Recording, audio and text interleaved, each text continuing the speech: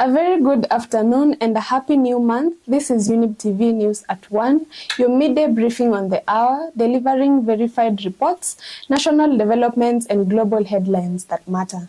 I am Eunice Mutua and this is the 1 p.m. bulletin at Younib TV.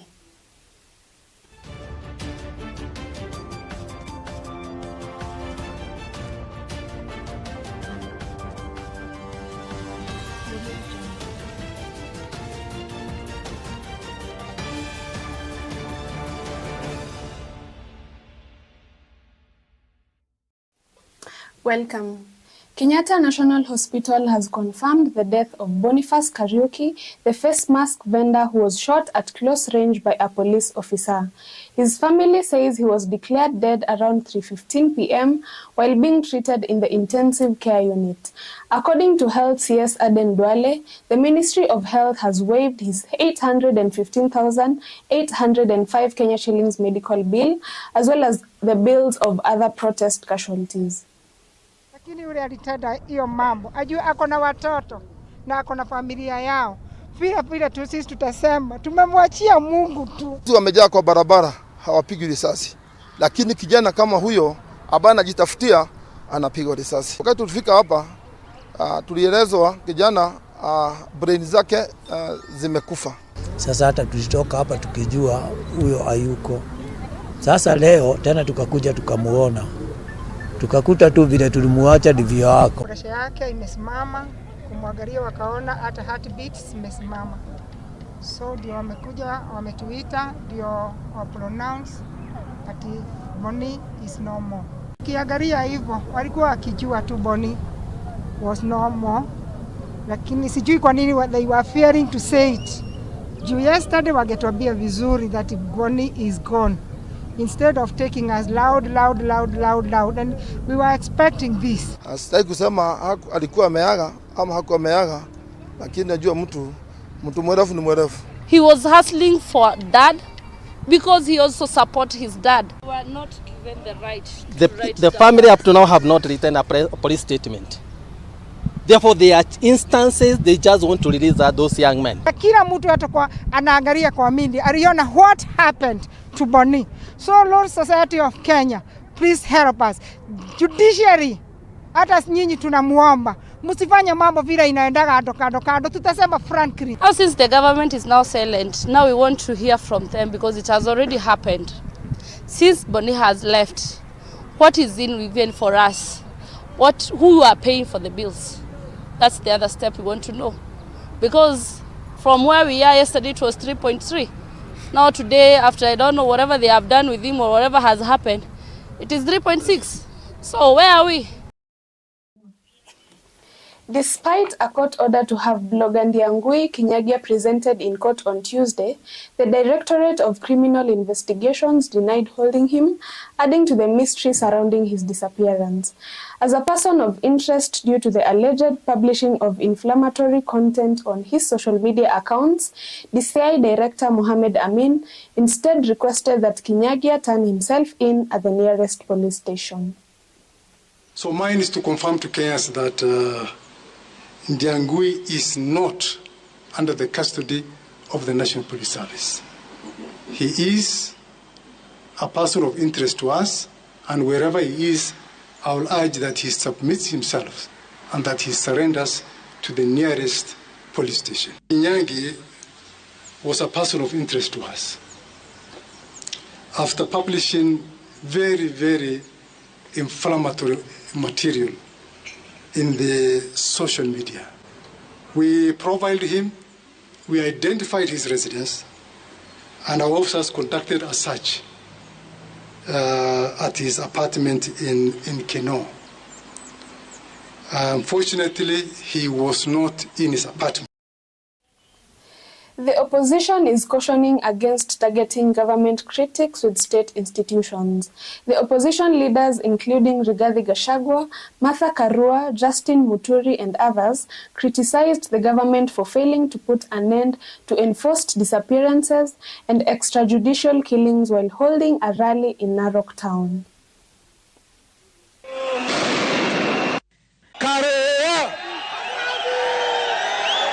Yeye aliambia rais Rais wa Finland amekomesha mambo ya abduction. Wiki jana watoto wameshikwa, wametekwa nyara, wanauawa. Tunasema Bwana Kasongo na mauaji akaenda asiendelee. Kwa hivyo watu wanasema mauaji yakome. Mauaji ya watoto yakome. Wangapi wanasema hivyo? Wangapi wanasema wale wameshikwa kiolela, wale wengine waachiliwe? Wangapi wanasema hivyo? Murkomen lazima aende nyumbani. Lazima aende nyumbani. Hakuna vile mtu anasema ya kwamba raia wapigwe risasi na aendelee kukaa katika ofisi ya umma. Ya kwamba akigusa kiongozi wa upinzani yeyote na akigusa Racheal, haitakuwa one term, itakuwa no term. From one term to no. Tunatafuta serikali pamoja usikuja. Ndio niita kiongozi wetu Kalonzo Musyoka. Mimi nimekuja hapa. Nimetumwa na watu ya Mlima Kenya kutafuta urafiki na mashemeji yetu wa maa. Nimekubali wote ambao tukae pamoja. Kwamba hii muungano itakuwa kitu kimoja na ndio itapeleka Kasongo nyumbani na asituulize dhana namna gani. Narok hoye! Narok hoye! Abdi Guyo, the governor of Isiolo, will defend himself against impeachment allegations when he appears before the Senate next week. He was removed by the county assembly on charges of serious misbehavior, constitutional infractions, and abuse of office. Governor Guyo is now fighting to keep his job as the Senate gets ready to hear the case. Abuse of office.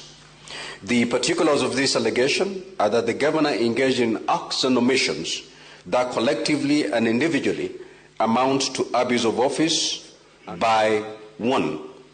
Appointing 36 advisors in the office of the governor contrary to the Salaries and Remuneration Commission circular dated the 29th of July 2013 and Transition Authority circular dated the 6th of September 2013 and subsequent guidelines from the Intergovernmental Relations Technical Committee, all of which limit the maximum number of advisors to 3.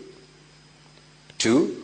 Appointing 31 chief officers instead of 18, which are provided for in the county executive staff establishment of July 2022, despite the county having only 6 departments. Appointing 2 deputy county secretaries to positions that are neither recognized as law nor provided for in the county staff establishment.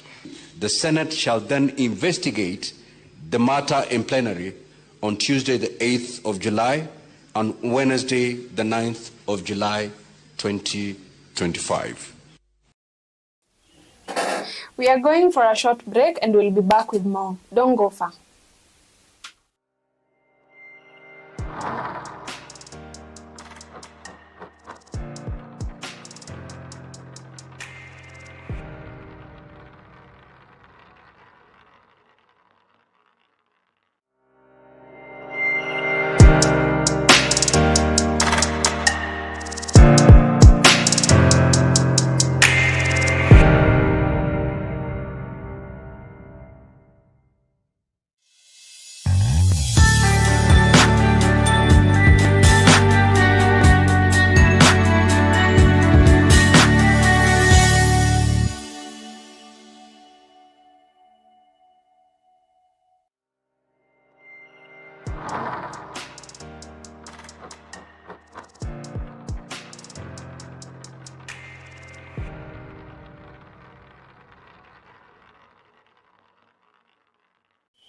Welcome back.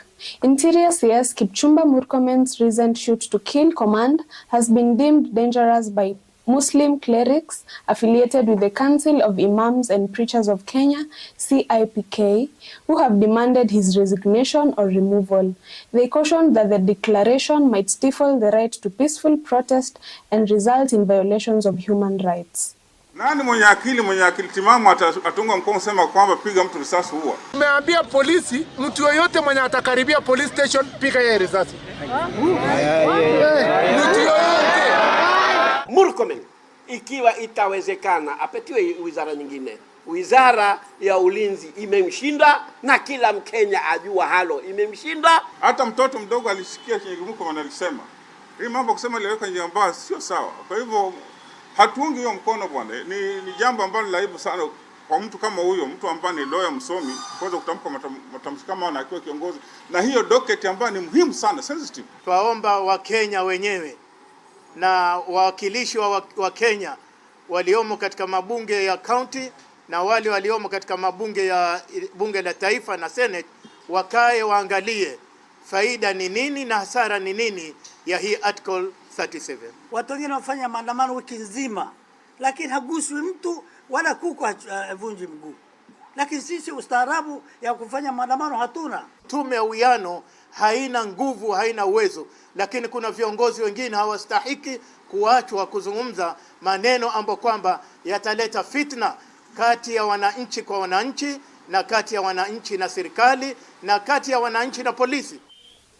Patience Njau, the KRA Deputy Commissioner for Taxpayer Services, has advised Kenyans to file their taxes online rather than physical service centers. She pointed out that many people still prefer in-person encounters, even though effective online methods are available. By the conclusion of the 2024-2025 fiscal year, the tax administration hopes to have collected 2.555 trillion Kenya shillings. You know, Kenyans, we love rushing at the last minute. Unajua Wakenya huwa tunapenda kukimbia wakati wa mwisho. Mimi hupenda wakati wa kwanza ndio nisikimbie wakati watu wako wengi. We also have a huge number of newly registered taxpayers for this year also. So the numbers will continue to increase because we have a growing economy, we have a growing population, so the numbers will continue to increase, and that's why on our part we are committing to simplifying our processes and making ourselves more accessible so that we can do a lot more tax awareness, tax education. Saa zingine unakuta ukienda kwa cyber unakuta system ziko chini, unakuta uwezi file hapo. Saa zingine unakuta laini ni kubwa sana kwa hiyo ofisi ya KRA. Sasa tunashindwa kama wanaweza weka maofisi mingi ndio Wakenya wasikuwa wanahangaika kukuja kupanga laini kubwa mahali moja. Sababu kuna wengine hawata file returns, lakini si ati kwa kupenda kwao. Ni kwamba amekuta laini ni refu sana, maybe atatoka hapo kama nikisikia kama leo watu watatoka hapo saa 3 usiku. Actually changed my email, so I wanted them to reset my email. We'll continue to simplify our tax compliance processes so that Kenyans are more ably and readily compliant, and we will also put in place measures like file and pay as you go so that you don't have to come back and file your returns. We'll also be looking at the same for employees. So from next year, we are looking at pre-populated returns so that then it becomes very easy. The main mistakes that we normally see is people not declaring, say, their pension due. So for 2023, the pension due would have been 20,000 per month from January to November and 30,000 for December. So you need to be able to declare that, otherwise then you'll end up with a credit. The other bit that we see taxpayers not being able to do or missing out is the personal relief. The personal relief is 2,400 per month or 28,000 per annum. So again, if you do not declare that, then you end up with tax due. So those are the common mistakes that we see taxpayers doing when they're filing their returns. There are penalties, so you attract a penalty as a corporate of 20,000 per month, or 5% of the tax due, whichever is higher, and for individuals it's 2,000 per annum again, or 5% of the tax due. Following the completion of renovations in anticipation of the tournament, which begins on August 2nd, the government, acting through the Ministry of Sports, has formally turned over the Kasarani Stadium to the nation's CHAN Organizing Committee. CS Salim Vuria presided over the occasion and declared that his ministry had fulfilled all requirements set forth by the Confederation of African Football, CAF, in order to host the CHAN tournament. The event final and other group matches will take place in Kasarani Stadium.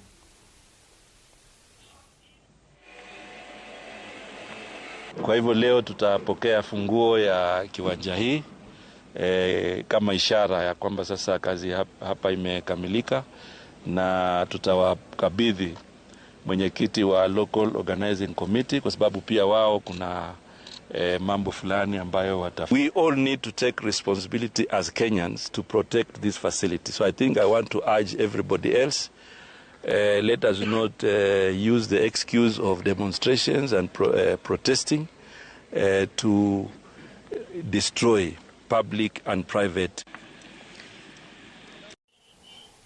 That concludes this edition of Younib TV News at 1. Thank you for joining us. For continued updates, follow our coverage across our socials and of course in our next bulletin. Until next time, stay informed, stay vigilant, and a happy new month filled with God's blessings and good health. My name is Eunice Mutua.